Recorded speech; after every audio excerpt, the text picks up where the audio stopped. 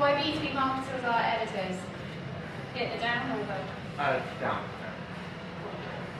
Right, hi everyone, my name's Rachel Buck and I'm the marketing manager of Foolproof.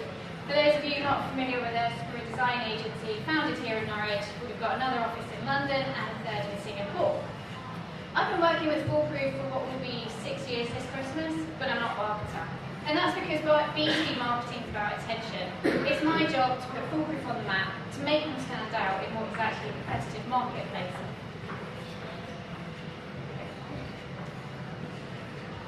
But B2B marketing is about generating the right attention. Because you see, me getting attention isn't going to get my budget signed off by Mark, our finance director. I have to do more than that. And it's about taking that attention and turning it into real sales conversations like this one. So you see, if attention's important to me, then hey, content's important to me, right? And this wordle was taken from eConsultancy's Festival of Marketing earlier this month. And you see, it's important to others too. So therefore, I like content, so I must write lots of stuff, I make videos, that sort of stuff.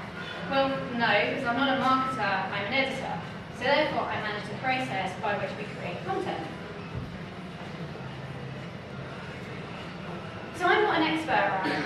I'm not a doer, I'm not a designer, I'm not an account manager. So if I could write stuff, well, it wouldn't be authentic.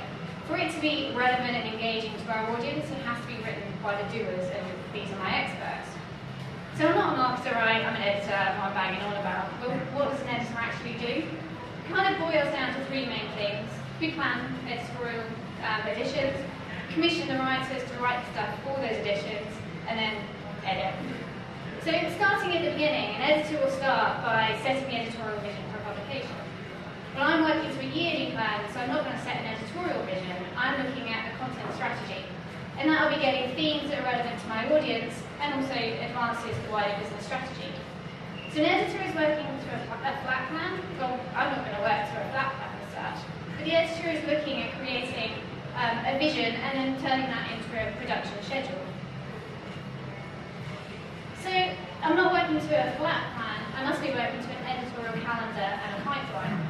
And that's looking months in advance, because what that enables me to do is make sure we have a nice steady stream of content that's relevant to our audience. I like this bit, this is the fun bit. An editor will look for storytellers. They're looking for their journalists, their freelancers, their expert opinions. Well, I have them already. I've got over 80 of them in my business. But they're not professional writers.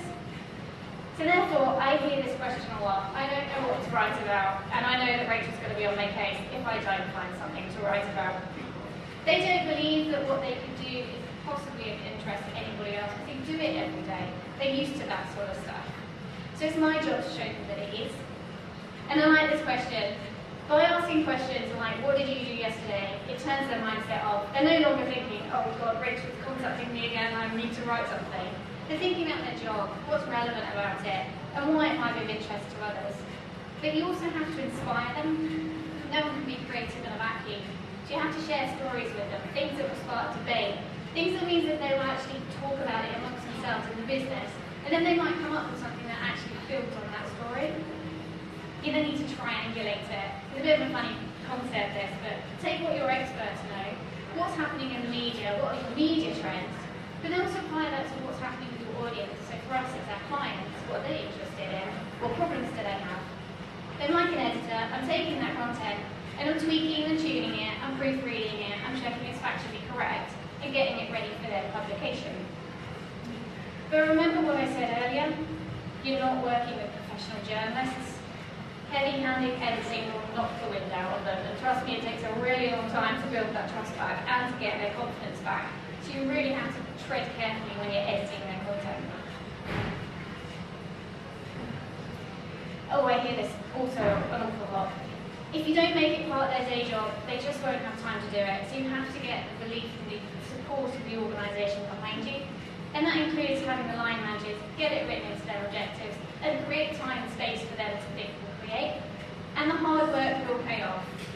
This is just what we've produced this year, and this is just kind of content, but this has been produced by over half of the people in the business, and the other half have been doing all other stuff to kind of support the team as they do it. So if you are B2B marketers, I don't know, there might be a couple in the room, then stop thinking of yourself as a marketer and behave like an editor. And better still, if you're one of those people in that organisation, start producing content, because they'll be very happy buddies like me.